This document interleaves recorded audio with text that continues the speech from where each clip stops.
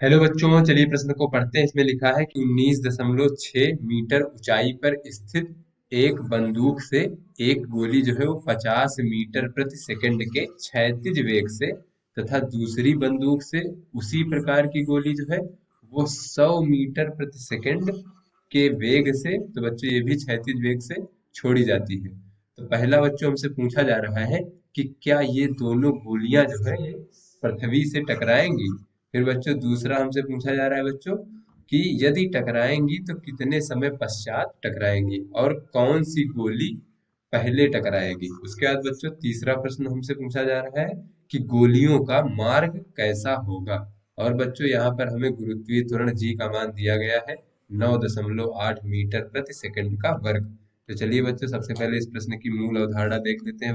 बच्चों कोई भी वस्तु जो है हमारी इस प्रकार से अगर वो पृथ्वी की सतह के ऊपर गति कर रही है बच्चों, तो ये हमारी पृथ्वी की सतह मान लेते हैं बच्चों। तो इसके ऊपर गति कर रही है, तो पृथ्वी की सतह के ऊपर जो है कोई भी वस्तु अगर गति कर रही है तो उसमें सदैव जो है ऊर्ध्वाधर नीचे की ओर जो है एक गुरुत्वीय त्वरण लगेगा, जो जिसे हम जी से प्रदर्शित करते हैं बच्चों। इसका मान यहाँ पे दिया गया है। बच्चों सदैव जो है एक समान त्वरण लगेगा।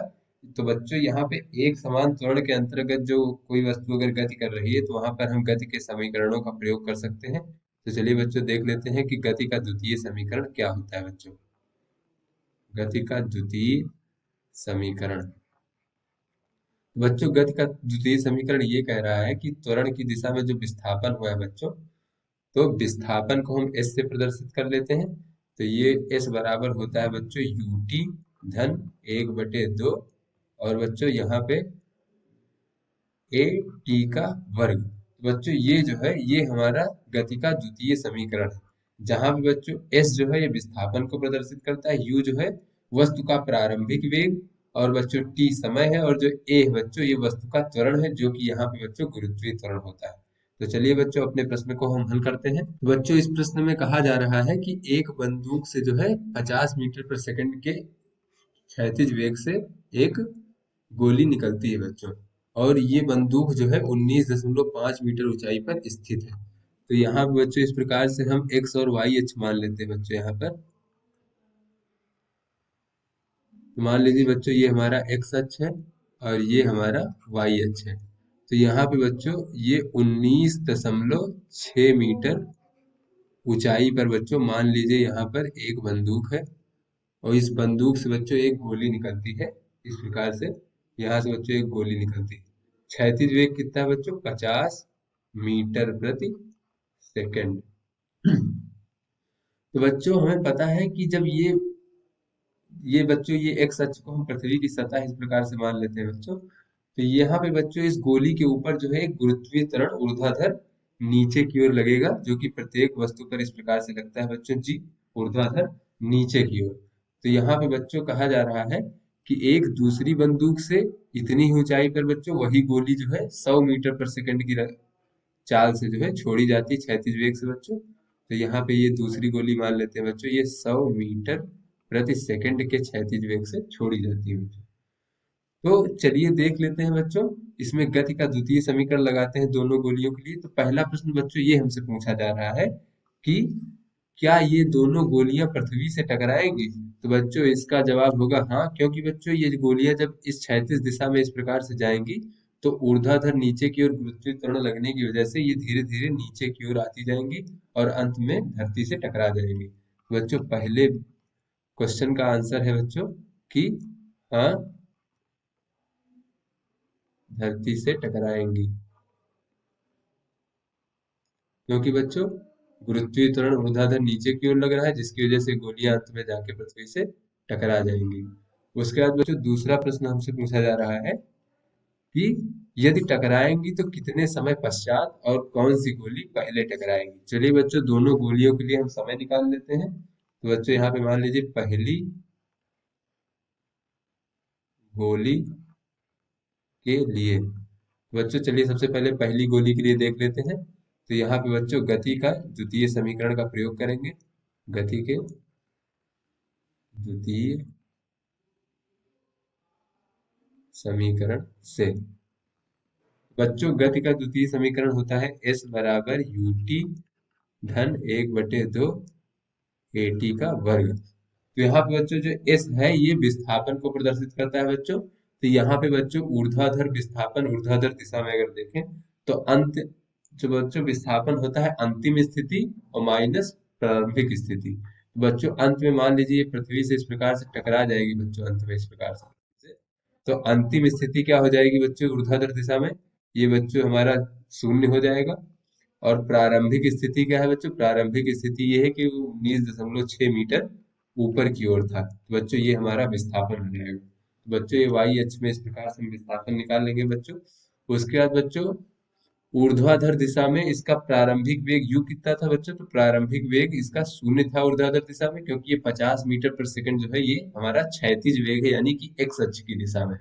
और वाई अक्ष की दिशा में प्रारंभिक वेग कुछ नहीं था, शून्य था। तो बच्चों ये शून्य हो जाएगा। उसके बाद बच्चों 1/2 त्वरण बच्चों ये ऊर्ध्वाधर नीचे की ओर है, यानी बच्चों ये माइनस वाई अक्ष की ओर है इसकी दिशा। तो बच्चों यहाँ पर ये माइनस जी ले लेंगे हम बच्चों, और ये टी का वर्ग।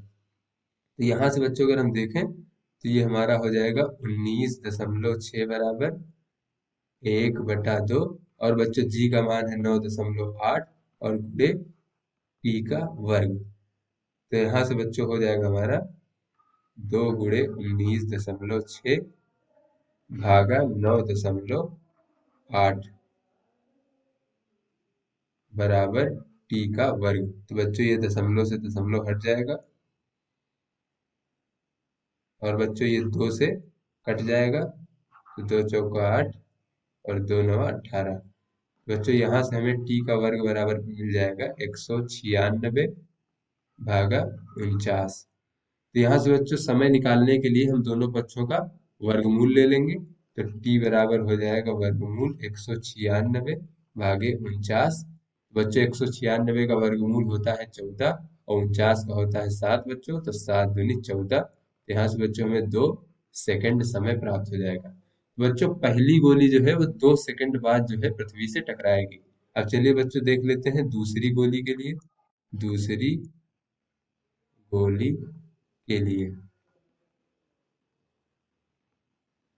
तो बच्चों जो हमारी दूसरी गोली है उसका भी विस्थापन जो एस है बच्चों, विस्थापन वो भी 19.6 ही होगा, माइनस का 19.6, क्योंकि बच्चों वो भी इतनी ही ऊंचाई से दागी जाती है।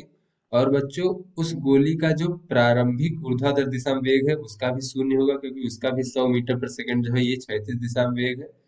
तो ऐसे में बच्चों ये सब मान समान है, तो वो भी जो है टी बराबर 2 सेकंड के बाद बच्चों उसका भी 2 सेकंड बाद ही पृथ्वी से टकराएगी। तो बच्चों ये जो हमारा जो दूसरा प्रश्न था कि यदि टकराएंगी तो कितने समय पश्चात टकराएंगी और कौन सी गोली पहले टकराएगी। तो बच्चों दोनों गोलियां समान समय 2 सेकंड बाद पृथ्वी से टकराएंगी। तो चलिए बच्चों अब अपना हम तीसरा प्रश्न देखते हैं बच्चों। तो तीसरा प्रश्न इसमें पूछा जा रहा है कि गोलियों का मार्ग कैसा होगा। तो बच्चों यहाँ पे जो है हम गोलियों का मार्ग देख लेते हैं। बच्चों गोलियों का मार्ग ज्ञात करने के लिए बच्चों यहाँ पे मान लीजिए हम 50 मीटर पर सेकंड वाली गोली ले लें बच्चों, वो इस प्रकार से आ रही है।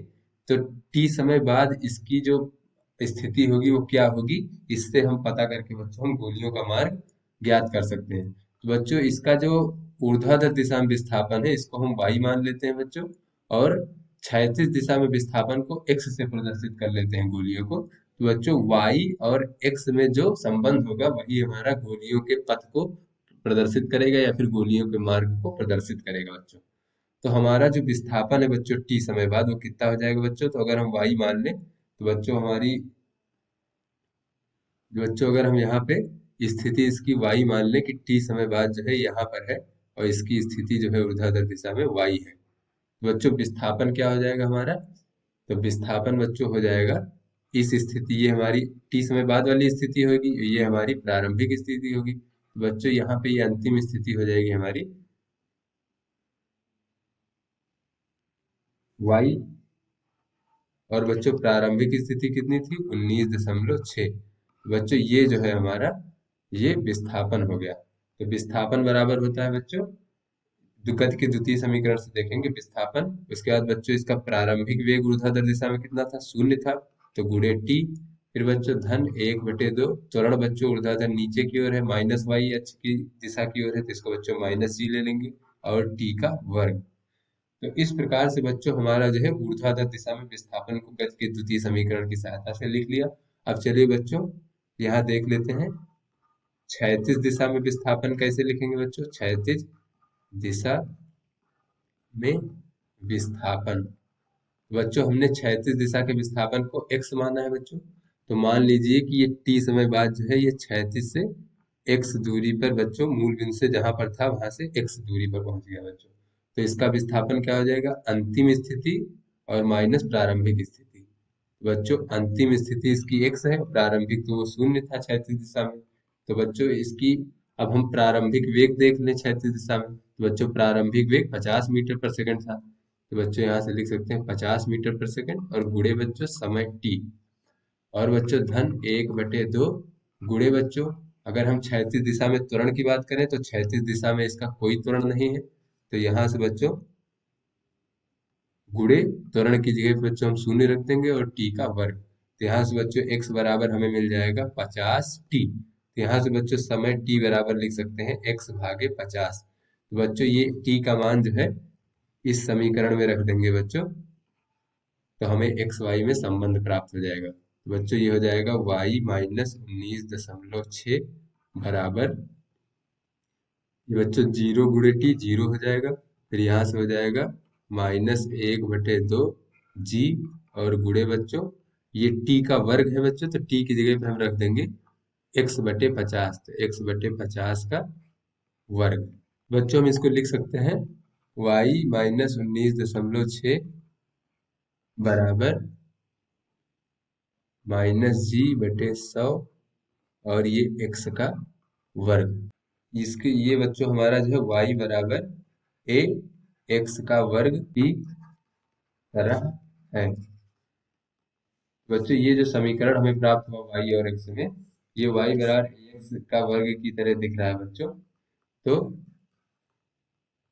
क्योंकि यह समीकरण जो है फिर परवलय को प्रदर्शित कर रहा है बच्चों, परवलय को प्रदर्शित करता है, अतः बच्चों गोलियों का मार्ग जो है, गोलियों का मार्ग परवलयाकार होगा। तो आशा करते हैं बच्चों ये आपको समझ में आ गया होगा। धन्यवाद।